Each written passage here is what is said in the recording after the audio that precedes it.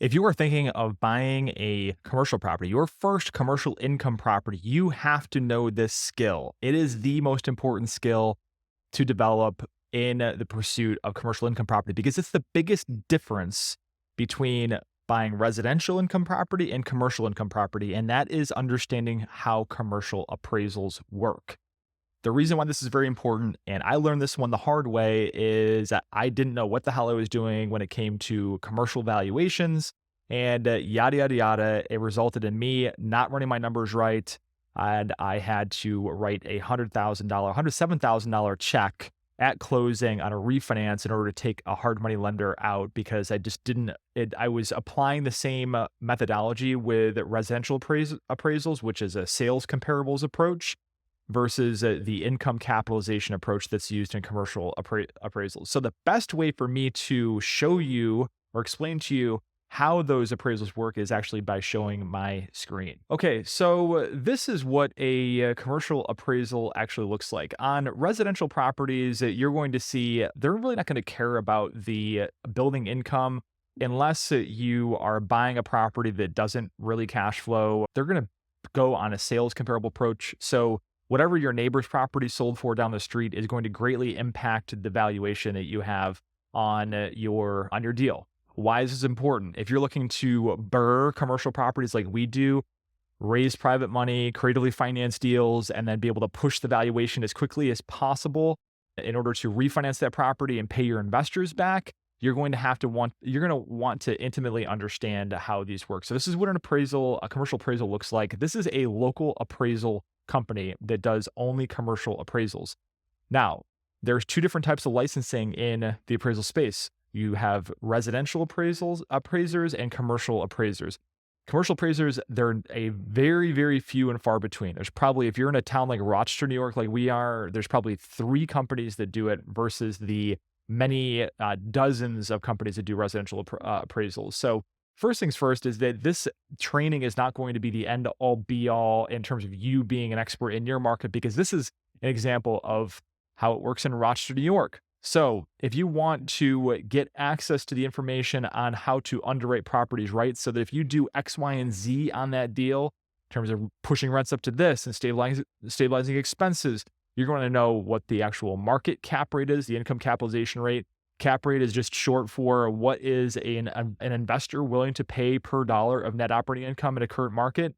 Some markets across the country are lower cap rates, meaning that an investor is willing to pay more per dollar of net operating income versus, let's say, a Rust Belt town like Rochester is generally going to be higher. And also there's nuances within certain submarkets as well versus high risk areas or low income areas and higher income areas. All right. Higher income areas are going to have lower cap rates.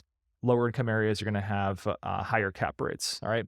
So what I'm going to do here is if you pull up any of these documents, and how you can get your hands on these documents is networking with the investors of commercial real estate in your market and just letting them know, hey, if you ever get an appraisal for a refi or an acquisition on your property, just let me know and send it over to me if you wouldn't mind so I can add it to my library. Okay. And I have with all of my clients that are actively doing commercial real estate deals, they are, they basically drop these into our shared folder and we're able to actually share information and that sort of thing as to how things are trending in the marketplace when it comes to these things. All right. So this is super easy to do. The meat of this thing is that these are really long reports. All right. So you don't, necessarily for your first one, I would read it cover to end. All right. Every single page on your first one, just to really understand it. Right. But once you kind of understand how they work, then you can kind of go to the meat of it. All right. So this is imported to Google Documents. So I'm going to go on here. I'm going to search income capitalization approach. Okay. So this is 2 out of 11 here. Okay. So this is what you're going to see. So we're going to keep going down. And what I'm looking for is how appraisers underwrite commercial income property, because it's going to be vastly different than the way you do as an investor. Usually appraisers are way more generous in terms of having a lower expense ratio than what's reality, and also baking in some pro forma assumptions based upon the pro forma that you send your lender when you do these things. Okay. So right here is kind of like is their pro forma on a property. And if you see right here, I'm actually going to whip out my calculator here. So total stabilized operating expenses, $41,000. Generally in a property like this is what property that my client bought back, I think it was about 8 months ago or so, or 8 or 9 months ago. And generally we underwrite these things at about a 50% expense ratio. Appraisers don't look at it that way. And you can see right here, right? So you got a $41,000, let me see here. My wife's a math teacher, so she's going to kill me, and sorry this is so raw, but hopefully this is valuable to you. So 41,899 divided by 154,755, that is a 27% expense ratio, almost half of what it is in reality. So don't take this at face value and think that you can underwrite properties with the expectation that this is the way these properties are going to perform. You want to talk to other investors and understand what expense ratios apply to what different asset classes and that sort of thing. Okay. So you're going to see on here this sort of matrix on this pro forma of insurance. And like I said, don't take this at face value. All right. So these expenses are, management fee 5% on a 14-unit deal. Probably not in reality. All right. Generally in our market, it's 8 to 10% property management fee. So I definitely wouldn't account for that.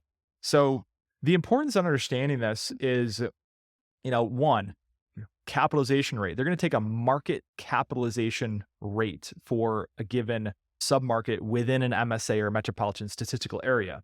So understanding based upon the areas what the market cap rate is, and you can get this information by talking to real estate appraisers. Do not talk to real estate brokers because they're in the business of selling property. Appraisers get paid regardless of whether a transaction closes. All right. So appraisers are the best source of that, and commercial appraisers at that. The other important metric to look at right here is vacancy and collection loss, 5%. All right. This is sometimes higher or sometimes maybe even a little bit lower based upon the market and also its demand. So understanding market vacancy rate and market capitalization rate, and then applying this type of math to your actual underwriting, so you can understand, okay, we are going to be able to beat what our valuation is going to be on the appraisal and valuation standpoint. Okay, so I'm not going to go into this entire 59-page report, but I figured sharing it with you, you can understand what they typically use on. This is the most important part of the whole equation. All right, so that being said, a couple other tricks here. So generally what we want to do is we generally want to look at on our deals is that we are going to have like two sets of financials. All right. We're going to have the conservative financials that we're going to use for ourselves and also what we send out to our investment partners. So that's one, right? So you're going to underwrite at a higher expense ratio, lower your projected rents, because what you don't want to do with investment partners is do what's called an under promise over deliver. You want to do the latter or the former, whatever that is. And so, when you're sending to your bank, now what you send to your bank is what they're going to send directly to the appraiser. So whether you're doing an acquisition or a refinance, it's probably not going to be in your best interest to have a low appraisal. So you want to have the same type of assumptions that an appraiser would use in anticipating what they're going to come back with in terms of their income capitalization approach that you send to the bank right from the get-go on an acquisition or a refinance. So you can kind of belt and suspenders, make sure that your valuation doesn't come in low. Especially, listen, appraisal refis always come in disappointingly low if you do not do this. Don't make the mistake of sending your investor-friendly financials to your bank, because what they're going to do is they're going to send it directly to the appraiser, and then they're going to, if the appraiser doesn't use those from an income and expense standpoint, the bank will use that and will generally come back and say, well, you supplied us with something that's got a 50% expense ratio, and we don't care what the appraiser says because they said it was a 30% expense ratio. So we're going to dock you in terms of valuation on that. And this is how you can actually come up short on your refis, right? Which is a disaster, because if you promise your investors to get their money back in less than 5 years and you're a couple $100,000 short on an appraisal, then you could be in hot water with your investors, of course. So understand this stuff very intimately.